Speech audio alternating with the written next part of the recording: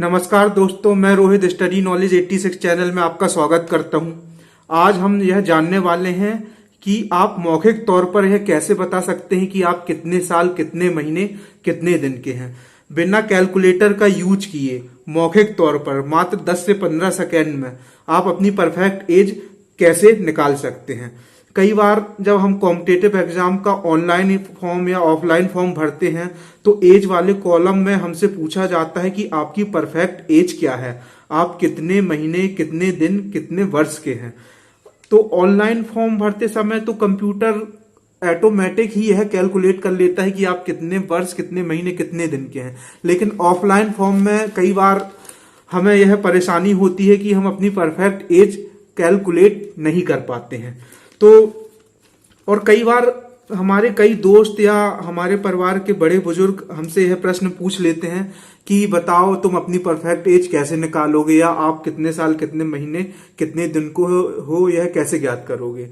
तो हमें कई बार अपमान का सामना करना पड़ता है।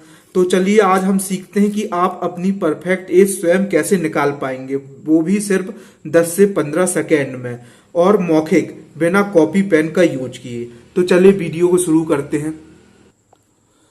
तो दोस्तों, यदि मैं एक एग्जांपल लूं और मैं बोलूं कि मेरी डेट ऑफ बर्थ 30 सितंबर 1996 है, और मैं यह कैलकुलेट करना चाहता हूं कि मेरी एज कितने दिन, कितने महीने और कितने वर्ष होगी आज की डेट से। आज डेट है 21 मई 2020।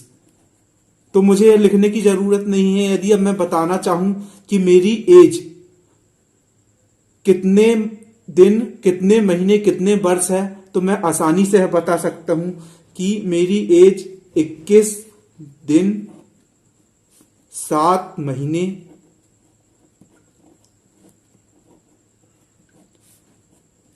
और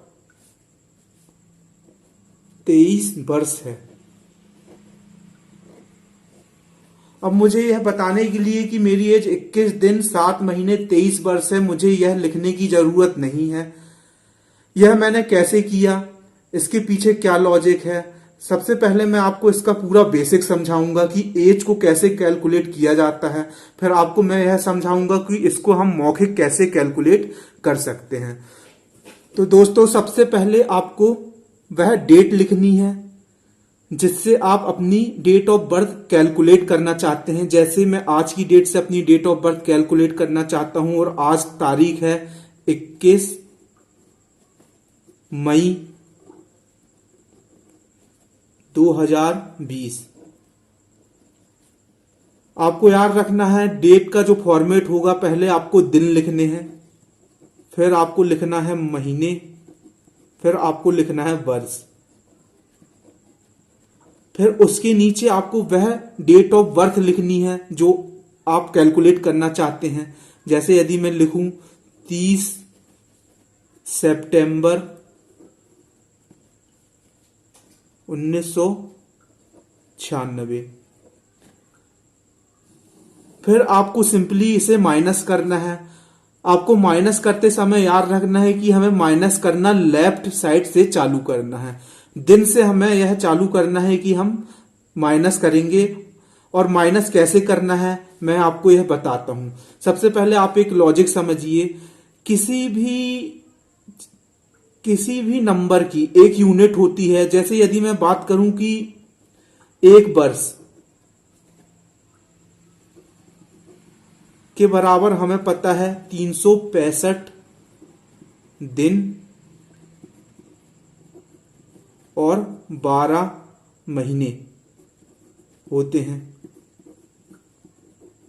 या लीप ईयर है तो 366 दिन होंगे।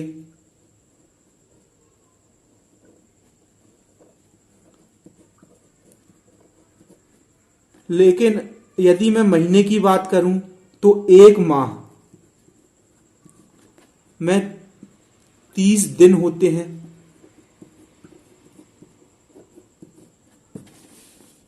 और एक दिन में 24 घंटे होते हैं।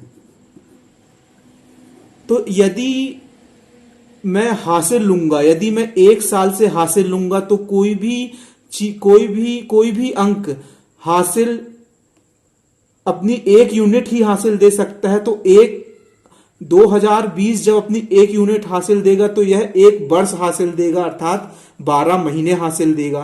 तो जब मैं वर्ष या साल से हासिल लूंगा तो मुझे 12 माह कैरी मिलेंगे। और यदि मैं माह से हासिल लूंगा तो मुझे एक माह कैरी मिलेगा। 1 माह मतलब मुझे 30 दिन कैरी मिलेंगे। तो आपको याद रखना है, जब आप महीने से कैरी लेंगे तो आपको 30 दिन कैरी मिलेंगे, और जब आप वर्ष से कैरी लेंगे तो आपको 12 महीने कैरी ओवर मिलेंगे। तो बस आपको यह बेसिक ध्यान रखना है, और यह एक सिंपल लॉजिक भी है। अगर आप ईयर की यूनिट देखेंगे तो इसकी 1 यूनिट 1 वर्ष होगी। तो आप 20 वर्ष या 2020 में से 1 यूनिट उधार लेंगे तो आप 1 वर्ष उधार लेंगे, और महीने की 1 यूनिट 1 माह होगी, अर्थात 30 दिन होंगे। अब आपको यह ध्यान रखना है कि माह तो 30 दिन का भी होता है, 31 दिन का भी होता है, और 28 और 29 दिन का भी होता है। तो हमें क्या कैरी लेना है? 30 दिन कैरी लेना है, 28 दिन कैरी लेना है, 29 दिन कैरी लेना है, या 31 दिन लेना है?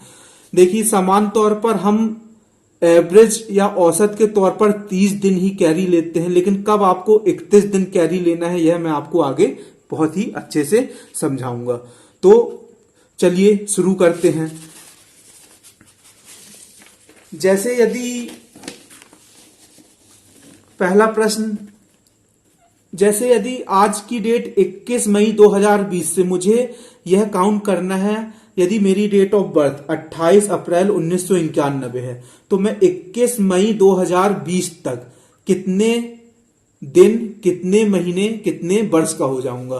तो मैंने आपको बताया था कि सबसे पहले आप वह तारीख लिखिए जिससे आपको डेट ऑफ बर्थ को कैलकुलेट करना है।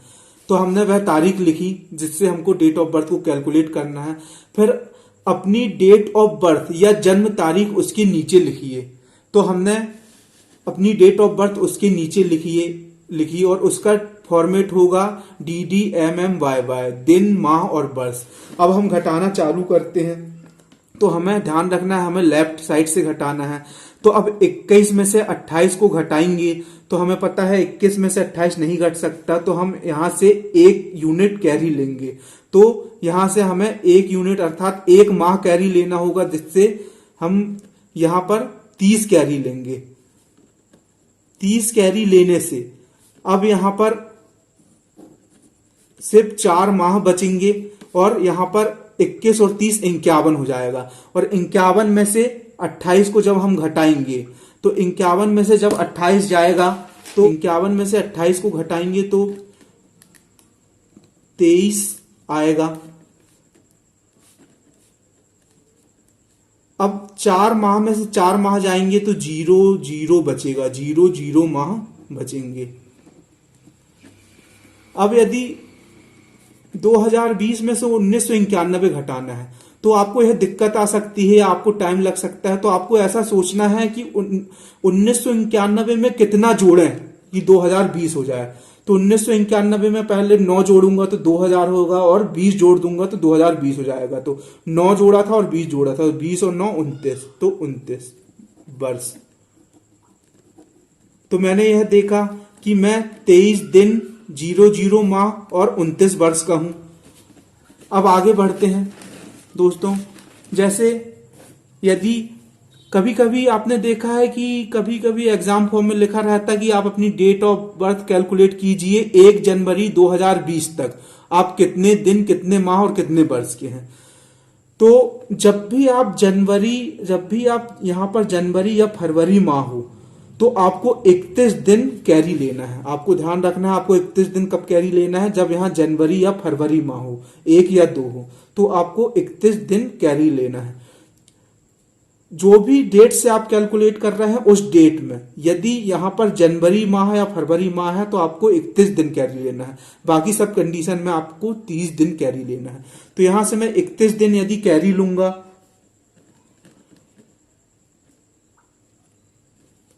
1 माह कैरी लेना मतलब 31 दिन यदि मैं यहां से कैरी लूंगा तो मुझे पता है 31 और एक 32, 32 में से 31 जाएगा तो यहां पर 1 बचेगा। अब यहां पर 0 0 वर्ष हो गया क्योंकि हमने 1 माह कैरी ले लिया। तो अब 0 में से 3 घटाकर आप 3 नहीं लिख देना, आपको ध्यान रखना है कि 0 में से 3 नहीं घटता, 3 में से 0 घटता है। तो यहां पर 0 0 हो तो आप यहां से कैरी लेंगे, यहां से 1 वर्ष कैरी लेंगे, मतलब यहां 12 माह कैरी आएगा। जब आप 12 में से 3 घटाएंगे तो यहां पर 9 बचेगा। और अब यहां पर आपने एक कैरी ले लिया है तो यहां पर 2019 हो गया है। अब आपको सोचना है 1993 में आप कितना जोड़ दें कि 2019 आ जाए। तो 1993 में आप कितना जोड़े कि 2019 आ जाए। तो सबसे पहले आप 1993 में 7 जोड़िए तो कितना हो जाएगा, 2000 हो जाएगा। और फिर आप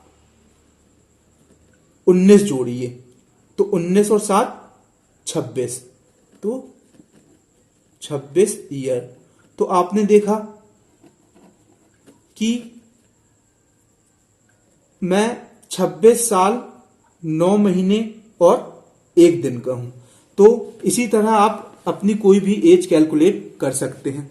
जैसे मैं यदि आगे बढ़ूं और देखूं, यदि मुझे कैलकुलेट करना है कि 4 फरवरी 2020 को यदि मेरी डेट ऑफ बर्थ 7 अगस्त 1990 है तो मैं कितने वर्ष का हो जाऊंगा। तो आप देख सकते हैं 4 में से 7 नहीं जाएगा तो हम यहां से, चूंकि फरवरी है तो 31 कैरी लेंगे। मैंने आपको अभी बताया कि 31 कैरी कब लेना है और 30 कैरी कब लेना है। तो 31 और 4 35, 35 में से जब 7 जाएगा तो 28 बचेगा। अब यहां पर 1 माह हो गया है क्योंकि हमने 1 माह कैरी ले लिया है। 1 में से 8 नहीं घटेगा इसलिए हम यहां पर कैरी लेंगे। 1 वर्ष तो यहां से 12 महीने कैरी आएंगे और 12 और 1 13, 13 में से 8 जाएगा तो 5 बचेगा, 5 मंथ बचेंगे। और अब यहां पर हमने कैरी ले लिया है तो ये 2019 हो गया है। तो आपको सोचना है कि 1990 में मैं कितना जोड़ दूं कि 2019 हो जाए। तो आपको 29 वर्ष जोड़ने पड़ेंगे। तो आप 28 दिन 5 माह और 29 वर्ष के हैं। अब मैं इसे मौखिक कैसे कर सकता हूं। जैसे मैं एक कोई अलग एग्जांपल लूं कि मैं 4 अप्रैल 1977 को यदि मैं आज की डेट से कैलकुलेट करूं मौखिक कि मैं कितने वर्ष, कितने महीने और कितने दिन का हूं, तो आपको पता है आज की डेट में आप, आज 21 तारीख है तो आप 21 में से जब 4 घटाएंगे तो 17 बचेगा। आप यह मौखिक भी कर सकते हैं, मैं समझाने के लिए आपको लिख रहा हूं। अब 4 में से अब आप ये घटाएंगे कि आप अभी मई चल रहा है तो मई मतलब 5 में से 4 घटाएंगे तो 1 बचेगा। और 1977 में आप कितना जोड़ दें कि 2020 आ जाए, क्योंकि अभी सन 2020 है। तो आप देखेंगे अगर हम इसमें 23 जोड़ेंगे तो 2000 हो जाएगा और 20 और जोड़ देंगे तो 43 हो जाएगा, तो 43 ईयर। तो आपने देखा अब 43 साल 1 महीने और 17 दिन के हैं। तो आप किसी भी तरह की एज आसानी से कैलकुलेट कर सकते हैं। तो दोस्तों आपको यह वीडियो कैसा लगा, यदि पसंद आया हो तो दोस्तों को शेयर कीजिए, लाइक कीजिए, सब्सक्राइब कीजिए। धन्यवाद।